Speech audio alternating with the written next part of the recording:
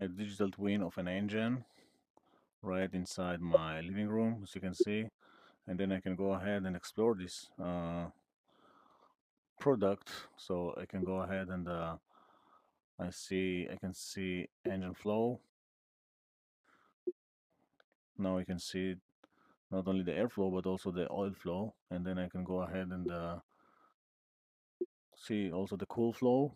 And I can see the propeller over here, but I'm gonna disable it for now. And I can see it in full action right here. The combustion engine and everything going in. No, I'm not an engineer, I'm not a technician, but eventually it's very obvious to me what's going on here, and I don't have to fear to damaging this expensive jet engine. So this is something that the field technicians and the companies like Boeing and Airbus and others, Rotax, everybody is doing right now because it's how things are done today with the power of digital twins. So you can plan products in your preferred application, SolidWorks, Blender, whatever you are doing, and then if obviously you can go ahead and try it on different platforms, PC, mobile, obviously VR and AR.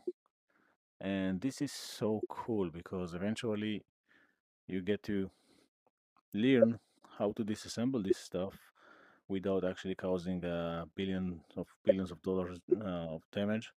So right now I'm disassembling Rotax engine, as you can see, and I can see what's under the hood literally. And I'm not a technician, and I can comfortably do this. And I guess that field technicians and engineers who are working on these products have the opportunity to actually train with confidence and gain some competence because they can do it in AR over a digital twin. And then if they do some mistakes, they can go ahead and return all parts and start again.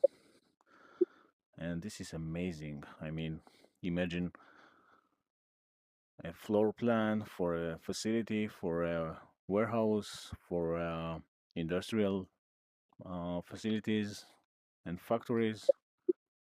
This is such a powerful tool.